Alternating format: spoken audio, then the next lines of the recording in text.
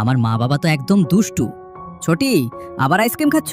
জানো না এতে শরীর খারাপ হয়। বাসায় চল, আজ তোমার খবর আছে। এটা কোথা থেকে নিলে? আরে এরা কোথায় গেল? ভাইয়া, আমার জন্য এক প্লেট দিন, একটু বেশি ক্রিস্পি করবেন আর মশলাও বেশি দেবেন। টাকা কিন্তু ও দেবে। আরে টাকা আমি কেন দেব?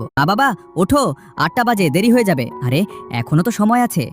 আজ খুব ঠান্ডা, অফিস যেতে ইচ্ছা করছে না। চলো আজ অফিস কামাই করি, কিন্তু আমার তো স্কুলে যেতে হবে আর আমি এখনো নাস্তা করিনি। বাহ, আমরাও তো খাইনি, আমাদের জন্যও কিছু বানিয়ে দাও না। এই মা বাবাকে সামলানোও খুব কঠিন। কমেন্টে বলো তো, তোমাদের মা বাবাও কি এমন?